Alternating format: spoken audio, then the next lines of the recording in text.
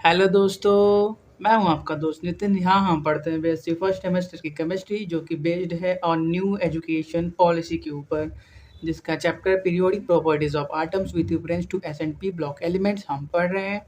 आज का हमारा टॉपिक होगा आयनिक रेडियस के बारे में। आयनिक रेडियस के बारे में, ठीक है। देखो, आयनिक रेडियस समझने से पहले आपको समझना होगा कि ये लिखा क्या है। आयनिक आयनिक रेडियस मतलब आयनिक बॉन्ड का रेडियस। आयनिक बॉन्ड कैसे बनता है? आयनिक बॉन्ड कैसे बनता है? आयनिक बॉन्ड कैसे बनता है बताइए? शेयरिंग से कि डोनेटिंग से? जब शेयरिंग से बॉन्ड बनता है उसको कौन सा बॉन्ड बोलते हैं? जब इलेक्ट्रॉन का शेयरिंग से बॉन्ड बनता है तो उसको कौन सा बॉन्ड बोलते हैं? कोवैलेंट बॉन्ड बोलते हैं, ठीक है।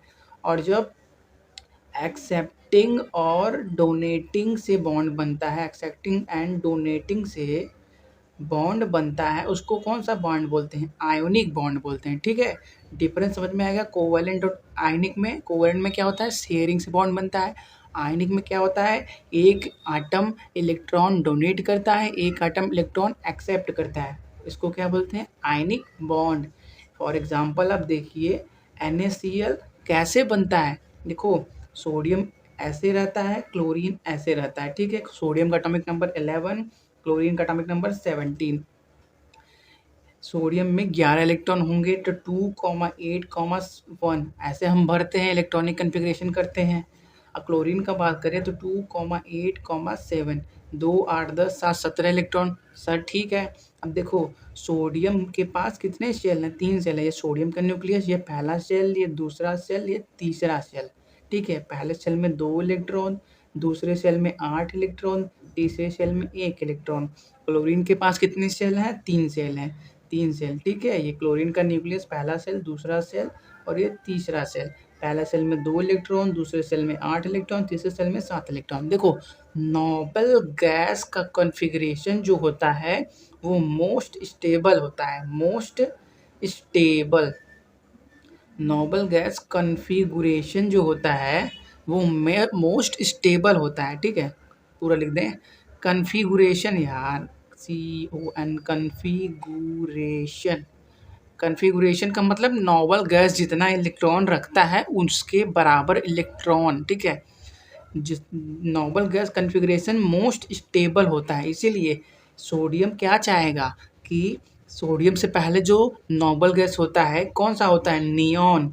नियॉन का एटॉमिक नंबर कितना होता है? 10। इसका इलेक्ट्रॉनिक कॉन्फ़िगरेशन 2,8 होता है। तो सोडियम क्या चाहेगा? कोई मुझसे एक इलेक्ट्रॉन ले ले जिससे मैं स्टेबल हो जाऊं, इसकी तरह दिखने लगूं, ठीक है। इसकी तरह दिखने का मतलब ये नहीं कि नियॉन बन जाऊं। रहेगा तो सोडियम ही, लेकिन उसका electronic configuration noble gas configuration की तरह दिखने लगेगा, जिससे वो स्टेबल हो जाएगा। इसलिए क्या चाहेगा? एक इलेक्ट्रॉन कोई मुझसे ले ले। और क्लोरीन के केस में क्या होगा? इसके आउटर मोस्ट शेल में 7 इलेक्ट्रॉन है, ठीक है। तो ये क्या चाहेगा? कोई मुझको एक इलेक्ट्रॉन दे दे जिससे मैं, नियॉन के बाद कौन सा नोबल गैस होता है? आर्गन। इसका एटॉमिक नंबर 18 होता है। बोलेगा क्लोरीन, कोई मुझे एक इलेक्ट्रॉन दे दे जिससे मैं आर्गन की तरह दिखने लगूं, ठीक है। तो जब ये दोनों एक दूसरे के पास आएंगे तो सोडियम एक इलेक्ट्रॉन इसको दे देगा, ठीक है। ये दोनों क्या है? आटम है, ठीक है। तो क्या होगा? Na क्या करेगा? अपना एक इलेक्ट्रॉन छोड़ देगा और क्या बन जाएगा? Na plus. एक प्लस का मतलब एक इलेक्ट्रॉन छोड़ दिया, और जो इलेक्ट्रॉन छोड़ा है वो कौन लेगा? क्लोरीन लेगा। तो क्लोरीन जो अपने न्यूट्रल स्टेट में था, देखो न्यूट्रल स्टेट का मतलब number of electron equal to number of proton. State neutral state का मतलब number of electron equal to number of proton, ठीक है। इसको बोलते हैं न्यूट्रल स्टेट। यहाँ पे क्या है? सोडियम अपने न्यूट्रल स्टेट में है, क्लोरीन क्या है? अपने न्यूट्रल स्टेट में है, ठीक है। अब जब ये क्लोरीन एक ये वाला इलेक्ट्रॉन लेके Cl माइनस में कन्वर्ट हो जाएगा तो क्या होगा? ये क्या हो जाएगा? आर्गन की तरह दिखने लगेगा, ठीक है। तो ओवरऑल हम इसको रिएक्शन को कैसे लिखते हैं? Na प्लस Cl कैसे लिखते हैं? Na प्लस और प्लस Cl माइनस। ओवरऑल कैसे लिखते हैं? NaCl बन गया। इलेक्ट्रॉन इलेक्ट्रॉन अपोजिट साइड है, कैंसिल हो जाएगा। ठीक है। ओवरऑल क्या सिर्फ लिखते हैं NaCl। NaCl कैसे बनता है? ऐसे बनता है। सोडियम क्या करता है? अपने आउटर मोस्ट इलेक्ट्रॉन को डोनेट कर देता है। क्लोरीन क्या करता है? ले लेता है। तो Na प्लस का स्ट्रक्चर कैसे हो जाएगा? Na प्लस का ये न्यूक्लियस, ये पहला शेल, ये दूसरा शेल, इस पहले सेल में 2 इलेक्ट्रॉन, दूसरे सेल में 8 इलेक्ट्रॉन। Cl माइनस का कैसा हो जाएगा? Cl माइनस में ये न्यूक्लियस, ये पहला, ये दूसरा, ये तीसरा शेल, 2 8 8। देखो सोडियम का ऐसा स्ट्रक्चर था, उसमें 3 सेल थे, Na प्लस में 2 शेल हैं, लेकिन 2,8 इलेक्ट्रॉन है, स्टेबल है। क्लोरीन में 2,8,7 थे, लेकिन Cl माइनस में 2,8,8 है, ये स्टेबल है। ठीक है। अब देखो ये क्या हो गया, जब ये बॉन्ड बनाएंगे, देखो मान लो इतना दूर बना दिया, थोड़ा पास बनाते हैं। देखो जैसे ये Na प्लस का हो गया और ये Cl माइनस का हो गया, 1 2 3। जब एक इलेक्ट्रॉन अपना डोनेट किया तो ये लोग क्या बनाए? एक बॉन्ड बनाए।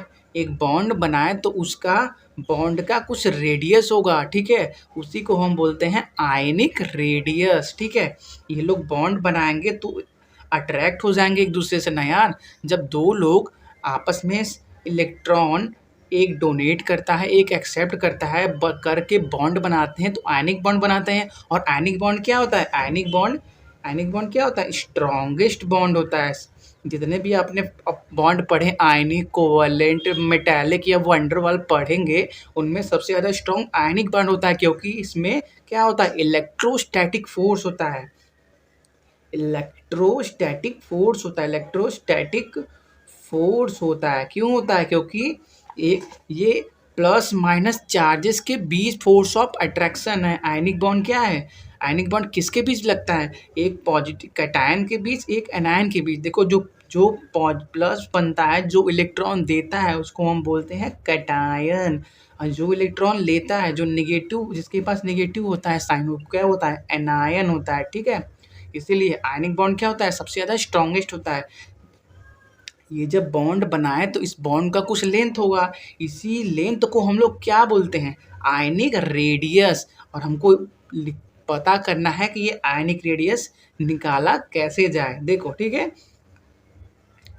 Question doubt clear? एक बात बताओ, जो Na प्लस है और ये Na है, इनमें से बड़ा कौन होगा? ये बड़ा होगा कि ये बड़ा होगा? ये बड़ा होगा। ठीक है। तो ये क्या है? आटम है। ये क्या है? इसको क्या बोलते हैं? जिसके ऊपर पॉजिटिव चार्ज होता है उसको क्या बोलते हैं? उसको बोलते हैं कैटायन। क्या बोलते हैं? कैटायन। ठीक है। तो क्या लिख लो कि पैरेंट आटम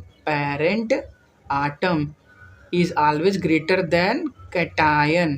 पैरेंट का मतलब जिससे कैटायन किससे बना है? ये कैटायन ये कैटायन किससे बना है? इससे बना है। तो ये जो इसको क्या बोलेंगे? Parent atom. ठीक है। ठीक। अरे यार, पैरेंट का मतलब माता पिता। उत्पत्ति किससे हुई? तुम्हारी उत्पत्ति किससे हुई? तुम्हारे पेरेंट्स, माता पिता से तो हुई। वैसे ही Na प्लस का उत्पत्ति कैसे हुआ? Na से हुआ। तो Na क्या हुआ? पैरेंट हो गया। तो क्या हुआ? पैरेंट आटम का साइज हमेशा बड़ा होगा कैटायन से। ठीक है।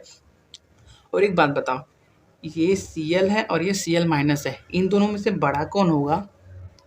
देखने में तो सेम लग रहा है कि इसमें भी 3 सेल, इसमें भी 3 सेल, लेकिन एक पॉइंट गौर करो, इसका एटॉमिक नंबर 17 है तो इसमें 17 प्रोटॉन भी होगा, 17 इलेक्ट्रॉन भी होगा। इसका भी एटॉमिक नंबर 17 है, 17 प्रोटॉन तो होगा, लेकिन इलेक्ट्रॉन कितने हैं? 18 इलेक्ट्रॉन। एक इलेक्ट्रॉन ज़्यादा है। अपने इस क्या बोलते हैं, इलेक्ट्रॉन पे क्या होता है? निगेटिव चार्ज होता है। सब पे निगेटिव चार्ज होता है। इलेक्ट्रॉन पे क्या होता है? Negative charge. इसमें 7 इलेक्ट्रॉन भरे हुए थे, जैसे मान लो 1 2 3 4 5 6 7 भरे हुए थे। इसमें 7 के बाद जब यहाँ पे आए एक इलेक्ट्रॉन एक्स्ट्रा डालोगे तो निगेटिव के बीच क्या होता है? रिपल्सन स्टार्ट हो जाता है। इसीलिए ये क्या होते हैं? एक दूसरे से दूर भागने लगते हैं। तो क्या होगा? इसका साइज, ये क्या है? एनायन है। Cl माइनस है ना, तो ये क्या है? एनायन है। तो क्या होगा? एनायन का साइज हमेशा पेरेंट आटम से बड़ा होगा। ये दूसरा केस है भाई, ये सोडियम का केस था, ये क्लोरीन और Cl माइनस का केस है। कंफ्यूज मत होना कि मिला मिक्स करके कर दिया, ऐसा कुछ नहीं होता। दोनों का अलग अलग बोला करो। ठीक है। कि सोडियम का पेरेंट आटम हमेशा सोडियम के कैटायन से बड़ा होगा। सोडियम का कैटायन का मतलब सोडियम पे एक पॉजिटिव चार्ज, और क्लोरीन का एनायन हमेशा बड़ा होगा सोडियम के पेरेंट एटम से। एनायन के केस में उल्टा चलता है, क्या होगा? Cation is always greater than parent atom, parent PARENT parent atom. ठीक है, कोई डाउट नहीं ना? इस पॉइंट को डब्बा बना के लिख लो, हम हर जगह लगभग काम देगा। ठीक है, देखो एनायन बना, कैटायन बना, तो अगर उसको लिखना हो आपको define formation of cation, define formation of anion, तो आप लिख सकते हैं the removal of an electron. देखो इलेक्ट्रॉन को मैं सिर्फ ऐसे लिख दे रहा हूँ यार, आप पूरा लिख सकते हो, ये पूरा ही लिखो। देखो यार, हाँ सॉरी, ऐसे मत लिखा करो, क्योंकि जानते हो ना पेपर में आपको ये ऐसे शॉर्टकट थोड़ी यूज करोगे, पूरा लिखना पड़ेगा ना, इसलिए पूरा लिखो। Electron from an atom results in the formation of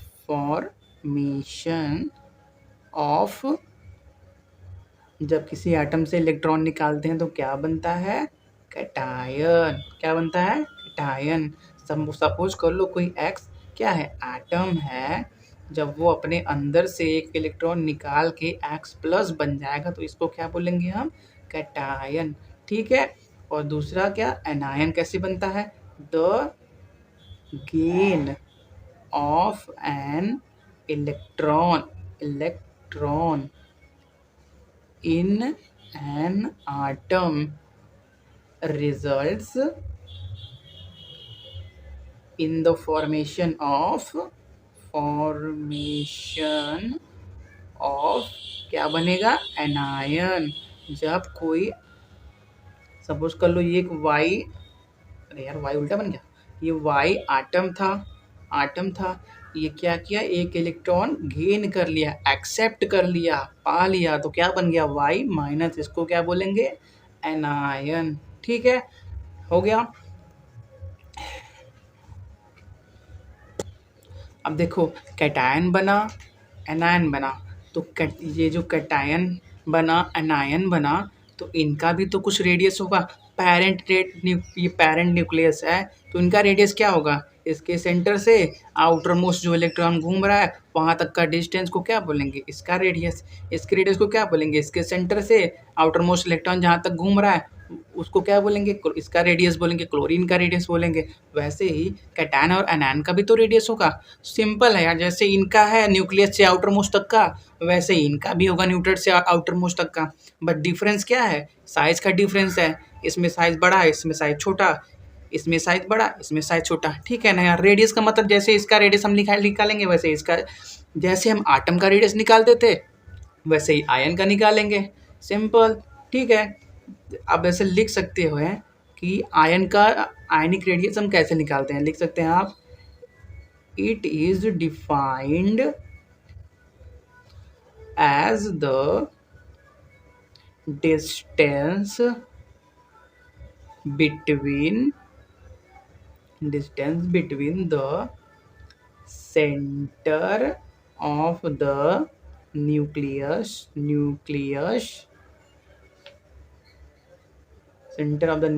of an ion and the point up to which nucleus has influence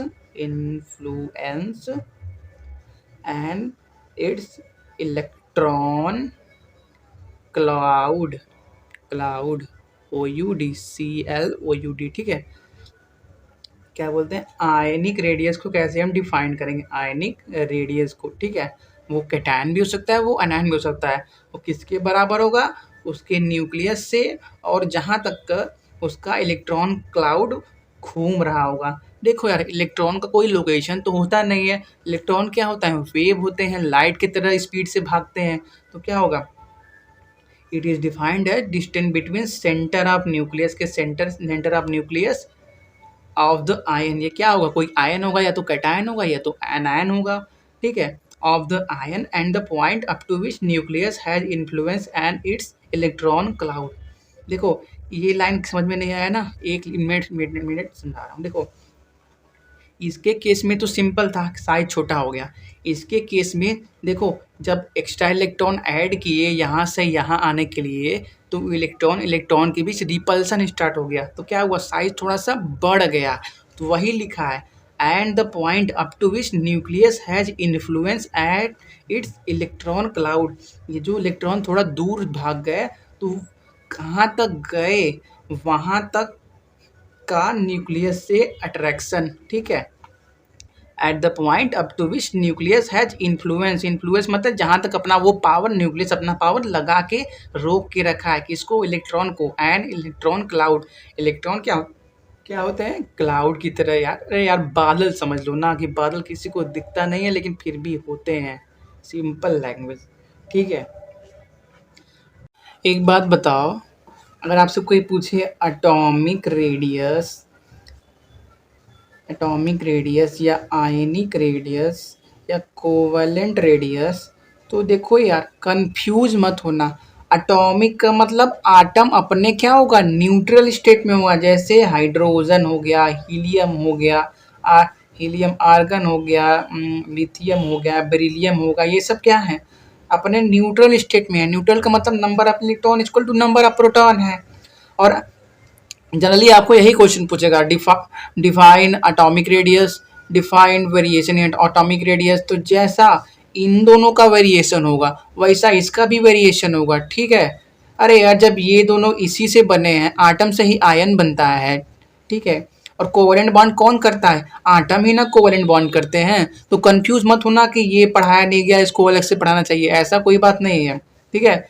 covalent bond कौन बनाएंगे, आटम ना ही बनाएंगे शेयरिंग करके। तो जैसा ये वेरिएशन दिखाएंगे वैसे ये ना भी वेरिएशन दिखाएंगे कि टॉप पीरियोडिक टेबल में ऊपर से नीचे आने में बढ़ते हैं कि घटते हैं। चाहिए ना यार, इतना मत सोचने लगना कि ये नहीं पढ़ाया गया, ठीक है। जैसा वेरिएशन इन दोनों का होगा वैसा इनका भी होगा। अगर कोई पूछ ले डिफाइन एटॉमिक रेडियस, तो एटॉमिक रेडियस कैसे डिफाइन करोगे यार, कि इस पहले बोलोगे smallest fundamental particle of an element is called atom, या फिर smallest unit of an smallest repeating, लिख लो यार, smallest repeating unit of an element. मेरे को यार रिपीटिंग का स्पेलिंग अपने से लिख लेना भाई, अगर गलत हो तो sorry. Element is called atom, atom जो सबसे छोटा होता है, और वो बार बार किस एक एलिमेंट है उसमें एक आटम तो होगा नहीं। अगर कोई एलिमेंट है ये, तो उसमें एक आटम तो होगा नहीं, करोड़ों आटम होंगे, लेकिन जो सबसे छोटा होगा कोई एक आटम ही होगा। और बार बार वैसे ही तो उसी तरह के ढेर सारे आटम होंगे, हजारों लाखों करोड़ों। तो क्या, smallest repeating unit of an element is called atom, सबसे छोटा और जो बार बार रिपीट होता हो, ठीक है। इसको बोल दोगे ये है आटम। और एटॉमिक रेडियस को कैसे डिफाइन करोगे, आटम के न्यूक्लियस के सेंटर से आउटर मोस्ट सेल में जो इलेक्ट्रॉन घूम रहा है वहां तक के डिस्टेंस को क्या बोलोगे, एटॉमिक रेडियस बोल दोगे। सिंपल है ना यार। अगर वेरिएशन की बात आई तो जैसा हम आयनिक का पढ़ रहे हैं, जैसा कोवलेंट का पढ़ रहे हैं, वैसे इसको भी बता देना कि ऊपर से नीचे आने में क्यों बढ़ता है, लेफ्ट से राइट जाने में क्यों घटने लगता है, ठीक है। सेम है, ठीक है, नो प्रॉब्लम, ठीक है। अब बात करते हैं हम वेरिएशन के बारे में, कि वेरिएशन क्या होता है आयनिक रेडियस के बारे में, ठीक है। आयनिक रेडियस में वेरिएशन कैसे होता है, उससे पहले आप लिख लो कि आयनिक रेडियस को डिफाइन कैसे करना है। आयनिक रेडियस, तो आयनिक रेडियस को कैसे डिफाइन करोगे, ionic radius is defined as the distance between cation and anion. Cations लिख दो, क्योंकि देखो cations and anions in an ionic crystal. देखो एक कैटायन या एक एनायन तो होगा नहीं, एक Na+ और एक Cl- तो होंगे नहीं। किसी एक सैंपल में करोड़ों होंगे ना Na+ और करोड़ों Na- होंगे ना। तो जो उसको क्या बोलते हैं, क्रिस्टल बोलते हैं। सोडियम का ओरिजिनल टुकड़ा देखो, जो ओरिजिनल फॉर्म में पाया जाता है वो कितना चमकदार और बहुत सा बड़ा का ऐसे-ऐसे कुछ होता है, उसी को बोलते हैं क्रिस्टल। अरे यार कोई घ अंगूठी नहीं पहनता है उसको क्या बोलते हैं? क्रिस्टल बोलते हैं। मैंने नहीं है यार, कोई पहना दो। चल दिमाग खराब मत करो, अभी इसके लिए टाइम है। भाई समझ के हाँ, भाई समझ के पहना दो भैया। चलो छोड़ो, बात मज़ाक की बात खत्म करो। क्रिस्टल क्या समझ में आ गया ना? आयनिक इसको इसको क्या बोलते हैं? आयनिक क्रिस्टल। आयनिक क्रिस्ट सॉरी क्या बोल रहे हैं यार, दिमाग का भाजी पाला हो गया। Ionic radius is defined as distance between cation and anion in an ionic crystal. एक बात याद रख लो, डिस्टेंस कहाँ से मेजर करना है हमेशा बता देना किसी को कि न्यूक्लियस के सेंटर से मेजर करना है। लाइट गई। सॉरी यार, लाइट तो कट गई। अब थोड़ा सा कुछ टाइम बाद शूट करते हैं, लोकेशन चेंज करना पड़ेगा। रुको, मिलते हैं कुछ टाइम बाद। चलिए फिर से कंटिन्यू करते हैं अपने आयनिक रेडियस के लेक्चर को। आयनिक रेडियस पे हमने क्या सीखा? Ionic radius is defined as distance between cation and anion in ionic crystal. कोई कैटायन बना होगा पॉजिटिव चार्ज होगा, कोई एनायन बना होगा जो नेगेटिव चार्ज होगा। देखो ये न्यूक्लियस नहीं है, देखो पॉजिटिव यहाँ पे मेरा यहाँ पे ये कहने का मतलब है कोई आटम होगा जो इलेक्ट्रॉन डोनेट किया होगा, उसके ऊपर पॉजिटिव चार्ज आया होगा। ये कोई आटम होगा, इसको एक्स प्लस से हम डिनोट कर रहे हैं, ठीक है। न्यूक्लियस तो पॉजिटिव ही होता है ना, जैसे कोई आटम होगा उसका न्यूक्लियस तो पॉजिटिव होता है। कंफ्यूज मत होना कि यहाँ पे क्यों माइनस बना दिया। ये कोई आटम वाई होगा जो इलेक्ट्रॉन लिया होगा, वो इसको क्या बोलेंगे? जो इलेक्ट्रॉन दिया होगा कैटायन बोलेंगे। इसको क्या बोलेंगे? जो इलेक्ट्रॉन लिया होगा एनायन बोलेंगे। तो एनायन कैटायन एनायन के बीच के डिस्टेंस को क्या बोलते हैं हम? Ionic radius. और डिस्टेंस कहाँ से मेजर होता है? न्यूक्लियस से न्यूक्लियस तक। जैसे देखो ये एक्स का न्यूक्लियस, एक्स प्लस का न्यूक्लियस होगा, ये वाई माइनस का न्यूक्लियस होगा। तो आयनिक रेडियस कहाँ से मेजर होगा? इसके सेंटर, न्यूक्लियस के सेंटर से इसके न्यूक्लियस के सेंटर तक, ठीक है। इसको बोलेंगे आयनिक रेडियस के बारे में। अब हम बात करेंगे वेरिएशन के बारे में, ठीक है, कि वेरिएशन ऑफ या फिर वेरिएशन इन आयनिक साइज या रेडियस, ठीक है, इन पीरियड और ग्रुप। पहले हम बात किसका करेंगे? पीरियड का, ठीक है। पहले बात किसका करेंगे? पीरियड का। देखो पीरियड क्या होते हैं? ये सब क्या होते हैं? पीरियड होते हैं ये सब। ये पहला पीरियड, ये दूसरा पीरियड, तीसरा पीरियड, चौथा पीरियड, पांचवा पीरियड, छठवां पीरियड, सातवां पीरियड, इसको क्या बोलते हैं? पीरियड बोलते हैं। तो जब हम लेफ्ट से राइट मूव करेंगे तो आयनिक साइज में क्या डिफरेंस आएगा, हमको यही स्टडी करना है, ठीक है। तो क्या होगा जब ऑन मूविंग लेफ्ट टू, देखो जैसे हमने कोवेलेंट रेडियस का पढ़ा था ना, सेम ट्रेंड इसमें भी लगता है आयनिक रेडियस में। बस फर्क क्या है? कोवेलेंट रेडियस क्या होता है? शेयरिंग से बनता है। आयनिक रेडियस क्या होता है? आयन आयन डोनेट कोई करता है, कोई एक्सेप्ट करता है, उससे एक आयनिक बॉन्ड बनता है। बस यही फर्क है, कोवेलेंट बॉन्ड शेयरिंग से बनता है, आयनिक बॉन्ड शेयरिंग और एक सेकेंड, कोवेलेंट बॉन्ड किससे बनता है? शेयरिंग ऑफ इलेक्ट्रॉन से, शेयरिंग ऑफ इलेक्ट्रॉन से। और आयनिक बॉन्ड किससे बनता है? आयनिक बॉन्ड किससे बनता है? कोई एक डोनेटिंग एंड एक्सेप्टिंग, कोई एक डोनेट करता है, कोई एक्सेप्ट करता है, ठीक है। कोई एक डोनेट करता है, कोई एक एक्सेप्ट करता है। आयनिक बॉन्ड ऐसे बनता है। तो लेकिन कोवेलेंट जैसा ट्रेंड हमने कोवेलेंट रेडियस में पढ़ा, पीरियड और ग्रुप में, वैसा ही ट्रेंड आयनिक रेडियस में भी चलेगा, पीरियड और ग्रुप में। तो क्या होगा? On moving left to right in period, किसमें?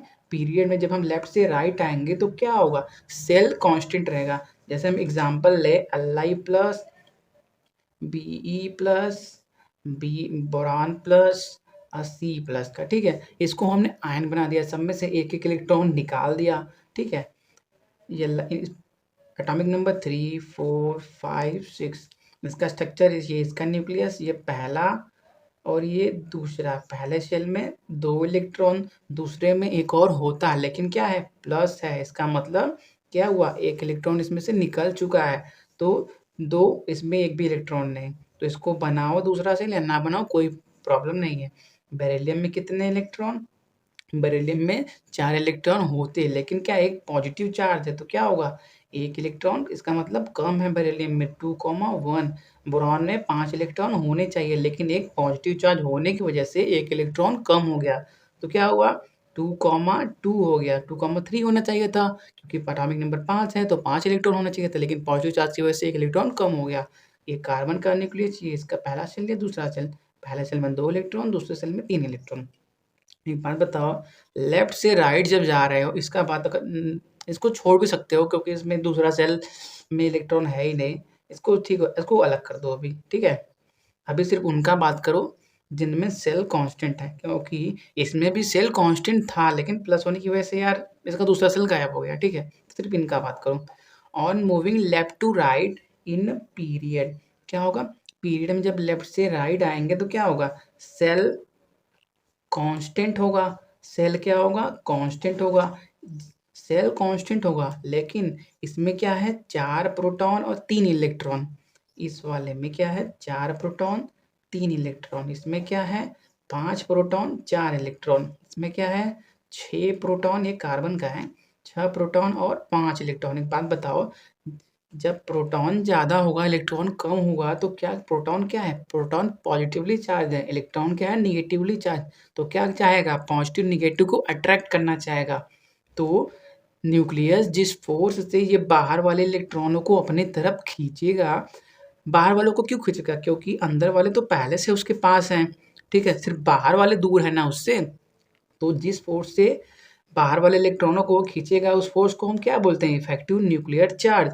तो क्या होगा, सेल कांस्टेंट रहेगा, सब में लेफ्ट से राइट आ रहे हैं तो क्या, सेल कांस्टेंट है, पहला सेल कांस्टेंट है, और दूसरा क्या, इफेक्टिव न्यूक्लियर चार्ज क्या हो रहा है, इंक्रीज कर रहा है। इंक्रीज क्यों कर रहा है, समझ में आ गया, क्योंकि सब में एक एक इलेक्ट्रॉन कम है प्रोटॉन के कंपैरिजन में, ठीक है, इसीलिए सेल कांस्टेंट है,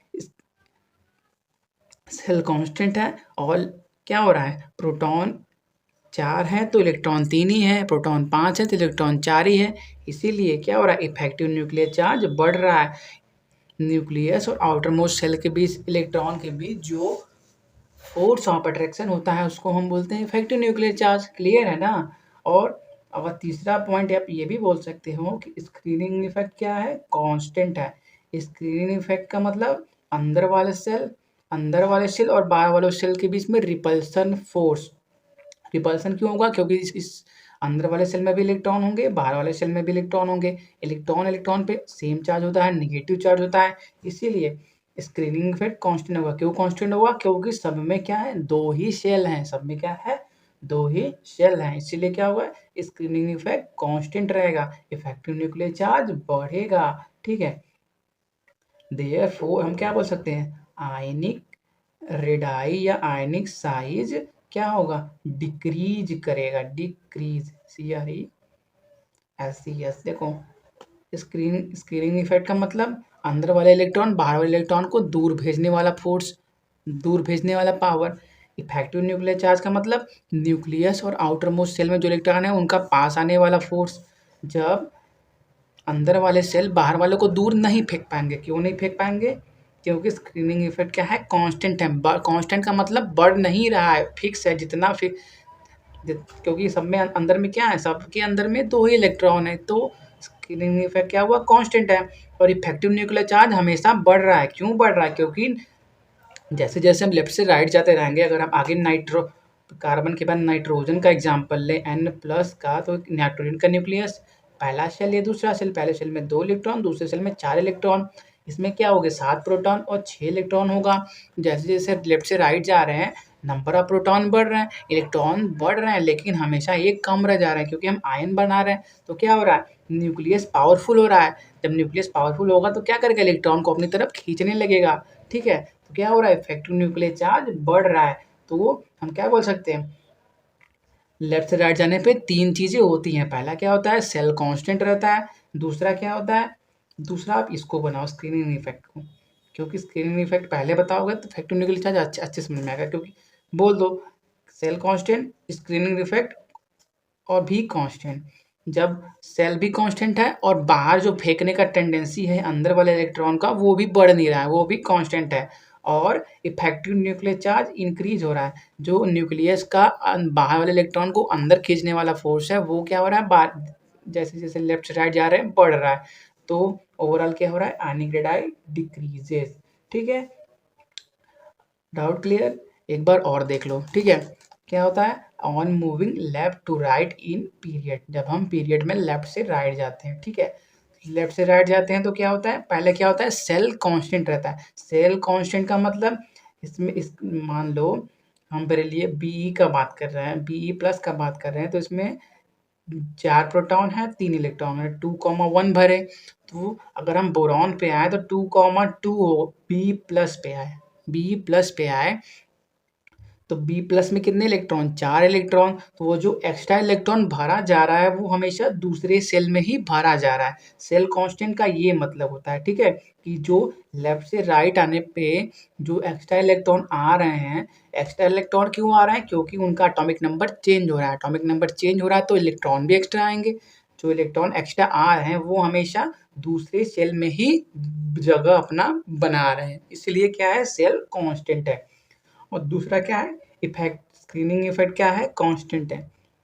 क्यों कांस्टेंट है, क्योंकि सबके अंदर वाले शेल में 2 ही इलेक्ट्रॉन है। सबके अंदर वाले शेल में क्या है, 2 ही इलेक्ट्रॉन है, इसलिए क्या है, स्क्रीनिंग इफेक्ट कांस्टेंट है। स्क्रीनिंग इफेक्ट का मतलब अंदर वाले सेल के इलेक्ट्रॉन का और बाहर वाले सेल के इलेक्ट्रॉन का के बीच आपस में जो रिपल्सन फोर्स होता है उसको क्या बोलते हैं, स्क्रीनिंग इफेक्ट। रिपल्सन क्यों होता है, क्योंकि इलेक्ट्रॉन पर भी नेगेटिव चार्ज और आउटर मोस्ट जो सेल में इलेक्ट्रॉन है उस पर भी नेगेटिव चार्ज, तो क्या होगा, रिपल्सन स्टार्ट हो जाएगा। और इसकी इफेक्टिव न्यूक्लियर चार्ज, जो रिपल्सन स्टार्ट हो जाता है उसको स्क्रीन इफेक्ट बोलते हैं। लेकिन यहाँ पे सब में 2 ही इलेक्ट्रॉन है अंदर वाले सेल में, इसलिए स्क्रीनिंग इफेक्ट नहीं पड़ेगा। जितना इसमें होगा स्क्रीनिंग इफेक्ट जितना इसमें भी होगा, उतना इसमें भी होगा, उतना इसमें भी होगा। ठीक है, और तीसरा पॉइंट क्या है, इफेक्टिव न्यूक्लियर चार्ज बढ़ने लगेगा। क्यों बढ़ने लगेगा, क्योंकि न्यूक्लियस हम जैसे जैसे लेफ्ट से राइट जाएंगे पावरफुल होते जाएगा। क्यों पावरफुल होता जाएगा, क्योंकि उसमें नंबर ऑफ प्रोटॉन बढ़ते जाएंगे। जब 7 प्रोटॉन है 6 इलेक्ट्रॉन है और यहाँ पे 5 प्रोटॉन 4 इलेक्ट्रॉन, लेफ्ट से राइट जा रहे हैं तो नंबर ऑफ प्रोटॉन बढ़ रहे हैं। अब प्रोटॉन क्या होता है, पावरफुल होता है, तो वो क्या करेगा, और आउटर मोस्ट सेल में जो इलेक्ट्रॉन है उनको और पास खींच लेगा। तो क्या बोलेंगे हम, ओवरऑल हैंस आयनिक रेडाई डिक्रीजेस। ठीक है, अब हम बात करेंगे पीरियड में वेरिएशन इन पीरियड। ठीक है, आयनिक रेडाई का हम पीरियड में कैसा वेरिएशन, सॉरी पीरियड तो हो चुका है, ग्रुप में देखेंगे।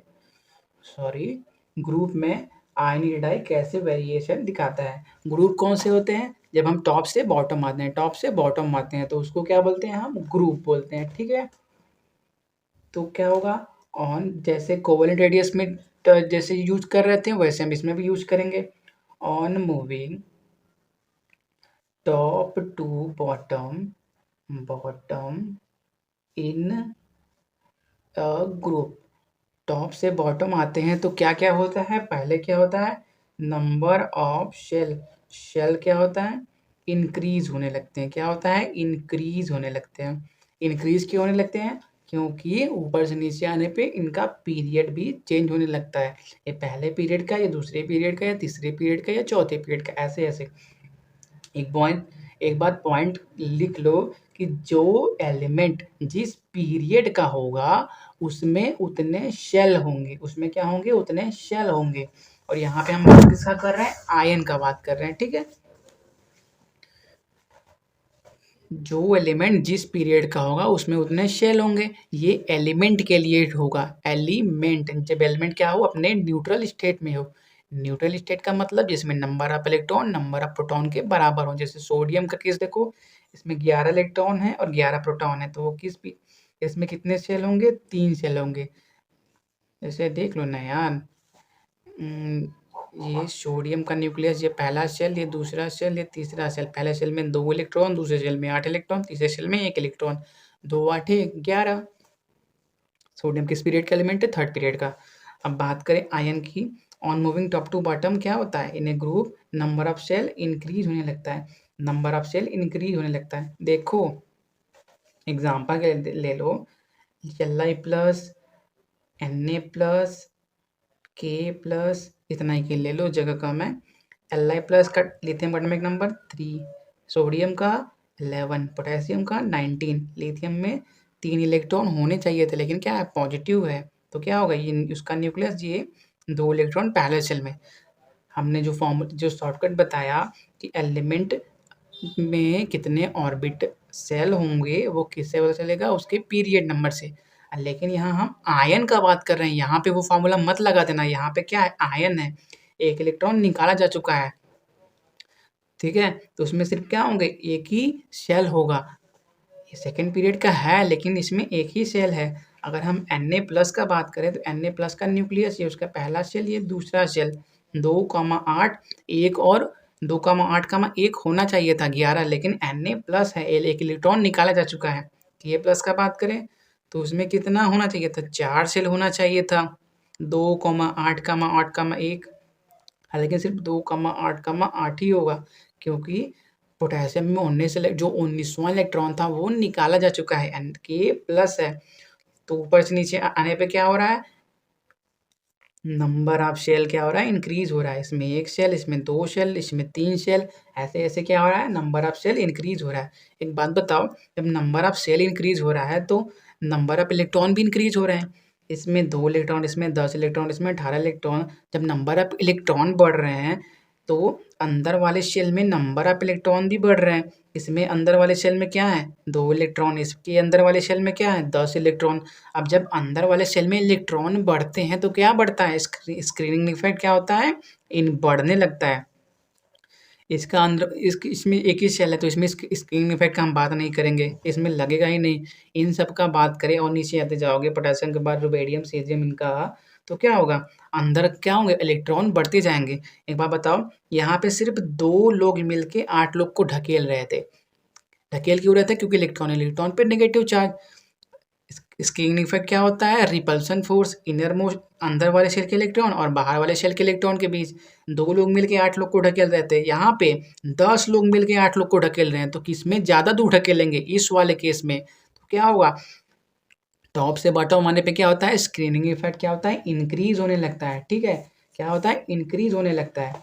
और बात करें अगर हम इफेक्टिव न्यूक्लियर चार्ज का, उसका क्या होगा, देखो यहाँ पे इफेक्टिव न्यूक्लियर चार्ज क्या था, फोर्स किसके बीच, न्यूक्लियस और आउटर मोस्ट सेल के इलेक्ट्रॉन के बीच। एक बात बताओ, जब स्क्रीनिंग इफेक्ट बढ़ने की वजह से इलेक्ट्रॉन दूर, अंदर वाले इलेक्ट्रॉन बाहर वाले इलेक्ट्रॉन को दूर भेजने लगे, दूर फेंकने लगे, तो क्या होगा, जो न्यूक्लियस और आउटर मोस्ट सेल के बीच जो फोर्स ऑफ अट्रैक्शन था पास आने का, वो क्या होगा, धीरे धीरे कम होता जाएगा। क्यों कम होता जाएगा, क्योंकि इनके और आउटर मोस्ट सेल के इलेक्ट्रॉन के बीच डिस्टेंस बढ़ता जाएगा। ये दूरियां फिलहाल है, गाना बढ़िया है यार छोड़ो। देखो क्या होगा, स्क्रीनिंग इफेक्ट बढ़ने लगेगा तो क्या होगा, अंदर वाला इलेक्ट्रॉन बाहर वाले इलेक्ट्रॉन को और दूर फेंकेंगे, दूर ढकेलेंगे, तो क्या होगा, न्यूक्लियस और बाहर वाले इलेक्ट्रॉन के बीच डिस्टेंस बढ़ने लगेगा। यहाँ पे इतना डिस्टेंस था, यहाँ पे इतना डिस्टेंस हो गया, तो क्या होगा, on moving top to bottom क्या होगा, इफेक्टिव न्यूक्लियर चार्ज डिक्रीज करेगा, ठीक है, क्या होगा, इफेक्टिव न्यूक्लियर चार्ज डिक्रीज करेगा। तो फिर हम क्या बोलेंगे, हैंस देयरफॉर, ये देयरफॉर का साइन होता है, एटॉमिक साइज, एटॉमिक में यहाँ पर हम आयनिक साइज इंक्रीजेस, ठीक है, आयनिक साइज क्या होगा, इंक्रीज करेगा। समझ में आएगा क्यों इंक्रीज करेगा, क्योंकि पहले क्या होगा, नंबर ऑफ सेल बढ़ेगा, नंबर ऑफ सेल बढ़ेगा तो साइज बढ़ेगा, सेल बढ़ेगा तो अंदर वाले सेल में इलेक्ट्रॉन बढ़ेंगे, अंदर वाले सेल में इलेक्ट्रॉन बढ़ेंगे तो वो बाहर वाले सेल के इलेक्ट्रॉन को और दूर भेजेंगे, और दूर भेजेंगे तो क्या होगा, न्यूक्लियस और बाहर वाले सेल के इलेक्ट्रॉन के बीच जो अट्रैक्टिव फोर्स था, इफेक्टिव न्यूक्लियर चार्ज, वो क्या होगा, कम हो जाएगा। जब पास लाने की वाला फोर्स कम हो गया, बाहर और दूर फेंकने वाला फोर्स, कौन सा फोर्स, स्क्रीनिंग इफेक्ट बढ़ गया, तो क्या होगा, दूर भेजेगा ज्यादा, तो क्या होगा, साइज बढ़ जाएगा। देयरफॉर आयनिक साइज इंक्रीजेस। देखो ये सब चैप्टर को एकदम कहानी की तरह सुनो, अच्छे से अपना नोट्स बनाओ और सिर्फ डॉट्स बनाते रहो। देखो जैसे आजकल सॉन्ग कौन सा ट्रेंड में चल रहा है, हर हर शंभू, उसका मैक्सिमम लाइन संस्कृत में है, ठीक है, जो आजकल यूट्यूब पे अच्छा चल रहा है, उसका मैक्सिमम लाइन क्या है, संस्कृत में है। और इंडिया की मैक्सिमम पॉपुलेशन को संस्कृत तो आती नहीं, लेकिन फिर भी वो आजकल देख रहा हूँ यंग है, बच्चा है या बड़े हैं, मैक्सिमम लोगों के फ़ोन में वही गाना क्या बोलते हैं चल रहा है। देखो, समझ में वो गाना सबको नहीं आता क्योंकि मैक्सिमम लाइन उसका संस्कृत में है, लेकिन सब उसको बार-बार जब सुन रहे हैं तो धीरे-धीरे कड़ी को जोड़ रहे हैं कि हाँ, इसका मतलब ये होगा, इसका मतलब ये होगा, ठीक है? वैसे ही अगर आपको ये सब चैप्टर समझ में ना आए तो सिर्फ़ उनको बार-बार पढ़िए, सुनिए और देखिए और सिर्फ़ पॉइंट को बनाते जाइए। बताइए, अगर आप सिर्फ़ पॉइंट बनाते जाएँगे और एक पॉइंट पे आगे जाके पीछे देखेंगे तो आपको क्या दिखेगा? एक स्ट्रेट लाइन दिखेगा, आपको पॉइंट नहीं दिखेगा। अगर मान लो आप एक दिन में 4 काम कर दिए, 5 1, 2, 3 5 काम कर दिए और रात को अगर हम आप पी देखोगे कि मैंने कितना कितना काम किया तो आपको एक पूरा लाइन दिखेगा कि मैंने ये 5 काम किया, ठीक है? अगर कोई आपको चीज़ समझ में ना आए उसको तोड़-तोड़ के सिर्फ़ थोड़ा-थोड़ा, थोड़ा-थोड़ा पढ़ते पढ़ते जाओ, ठीक है?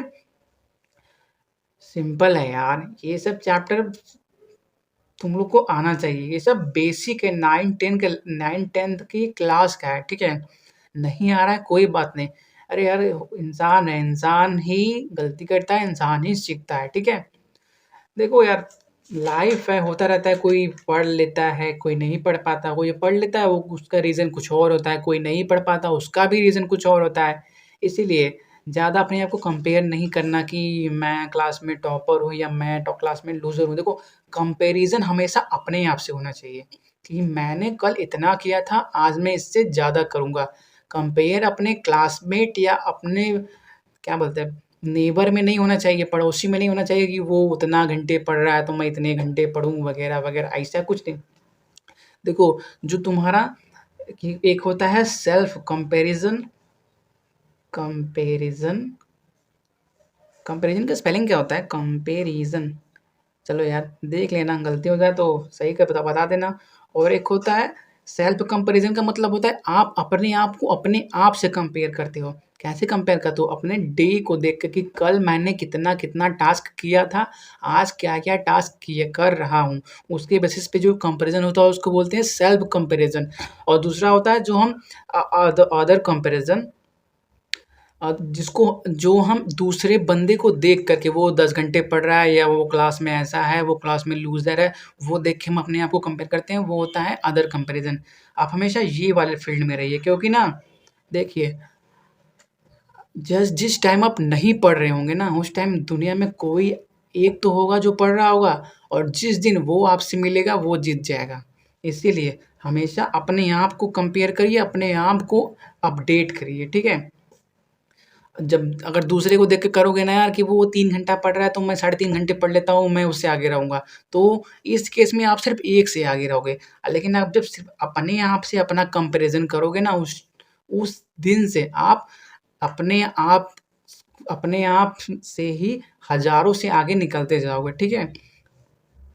ये ना बड़े मैराथन के लिए काम होता है। ये होता है छोटे टाइम के हैप्पीनेस के लिए कि हाँ, एक दिन साढ़े 3 घंटा पढ़ लिए तो क्लास में 2 क्वेश्चन बता दिए तो हाँ, मुझको सब आ रहा है। अब जब कोई बड़ा मैराथन में जाओगे ना वहाँ पे ये काम देता है सेल्फ कंपैरिज़न ठीक है? बहुत इम्पोर्टेंट है यार, जितना जल्दी समझ जाओ उतना जल्दी अच्छा है।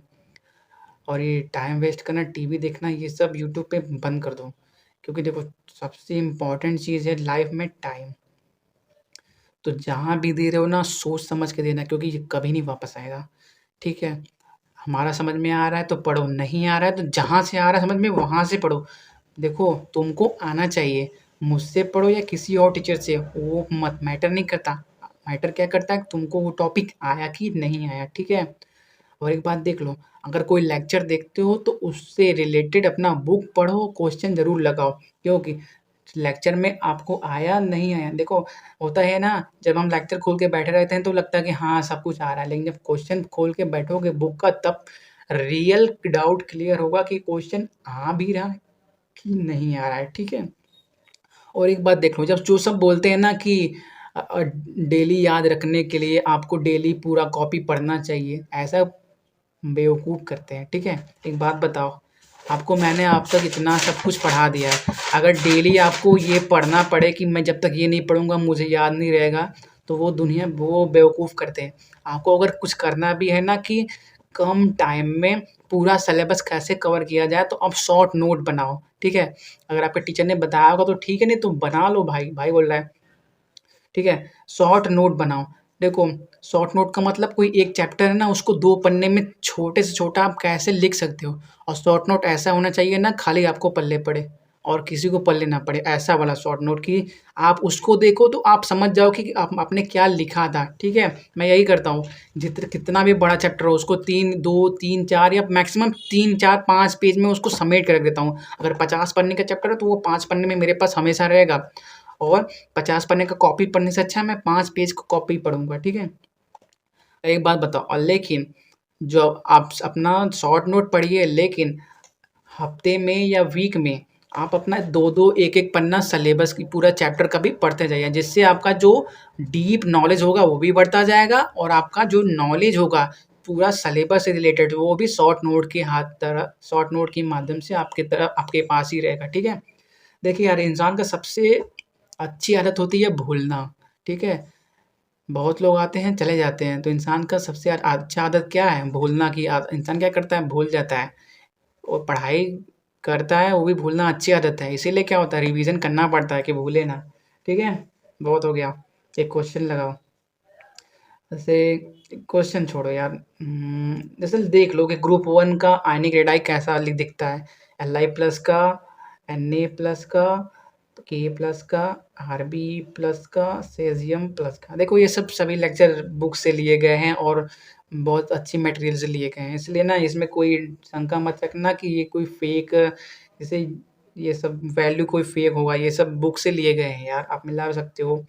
देखो 4 राइटर ने लिखा होगा, थोड़ा बहुत तो वैल्यू इधर-उधर होगा, लेकिन जो एग्ज़ैक्ट बताने का तरीका होगा वो तो सेम ही होगा सबका। 0.95 एंगस्ट्रॉन, K+ का कितना साइज़ होता है?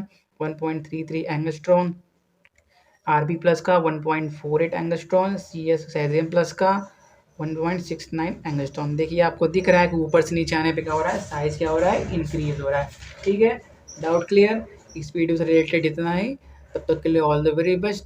खुश रहिए और ऐश करिए और अपनी लाइफ में हमेशा आगे बढ़ते रहिए। तब तक के लिए all the very best. Thank you.